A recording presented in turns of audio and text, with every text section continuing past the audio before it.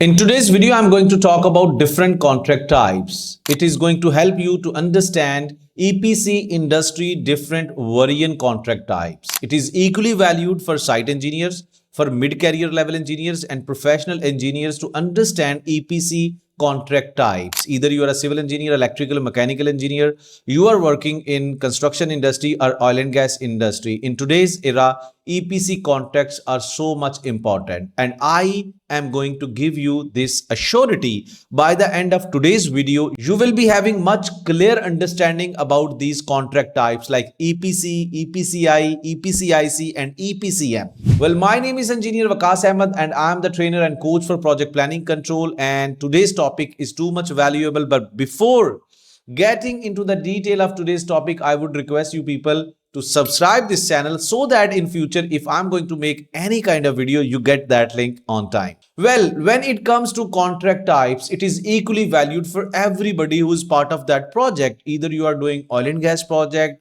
infrastructure industry oriented project. Contract type is a legal binding between a contractor and a client, that how contractor is going to deliver that project under what kind of conditions. That is very important, and this will be mentioned in your contract agreement. So the most important thing about this contract is to know the contract type under which conditions contractor is bound to deliver that project.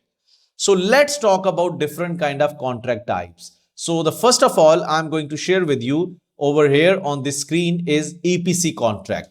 Usually this is fixed price contract type. EPC, engineering, procurement and construction. Right now on your screen, you can see this is EPC. This is actually representing all the phases: engineering, procurement and construction.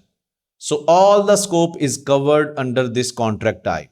Now the risk allocation. Now under this contract type, all the risk will be carried by contractor.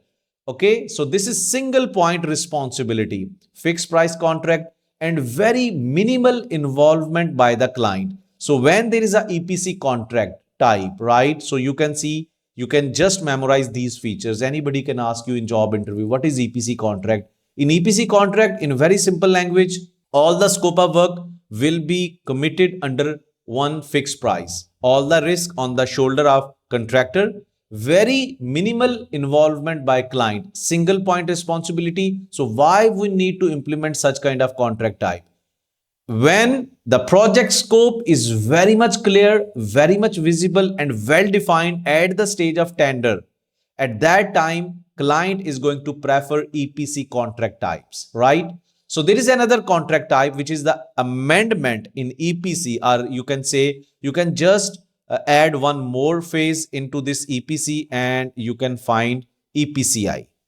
Now EPCI, you can see EPCI, engineering, procurement, construction and installation. Now installation is another phase which has been added into EPC and it will become EPCI. All the other features remain same as they were inside the EPC contract type, like it is lump sum, fixed price, okay, very low involvement by the client, and this EPC contract types are mostly utilized in offshore industry in oil and gas. Otherwise risk is remains same on the shoulder of contractor, but only one extra phase has been added, installation, right? In offshore projects, why they prefer EPCI? Because in offshore site is not too much available, right? So they just carry heavy equipment on the site area in offshore territory, right? And they are going to just install that equipment.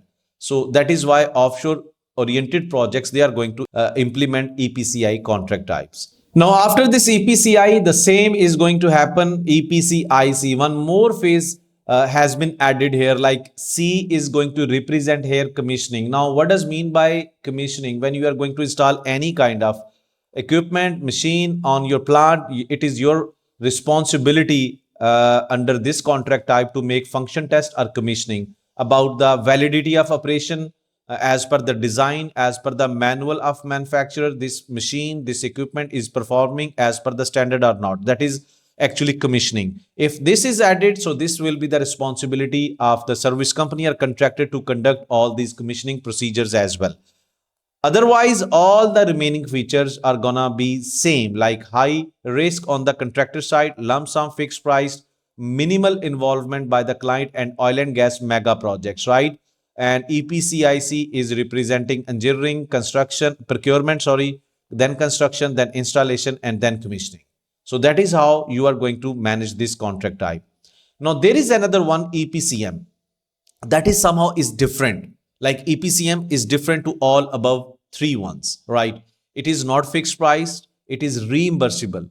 And EPCM, engineering, procurement, construction, and then M stands for management. Now let me draw this flowchart diagram to make you understand easily that how it will be done. And here we are. See, in this specific situation, what will happen? Client is going to hire a specific project manager, authority, contractor, or principal contractor, right? And you can say project manager or PMC. Now this PMC is going to hire other subcontractors, okay? Subcontractor A, B, C, D, E. Now client is going to award this project to this principal contractor, which is going to act as a project manager, the EPCM, okay? EPCM. Now this M is management. Now this duty will be done by this PMC guy, right? Now this guy is going to allocate the design to subcontractor A, procurement for subcontractor B, civil works for C, and mechanical electrical works to the other respective subcontractors. And this guy is only going to play a role of managerial, right? PMC. So that is called EPCM. But at the same time, this contract type is not fixed price. This is reimbursable. Like how much work you are going to do, that much money will be calculated and paid to you. Risk is not on the shoulder of contractor only. Both parties, client and contractor, both are going to share that risk.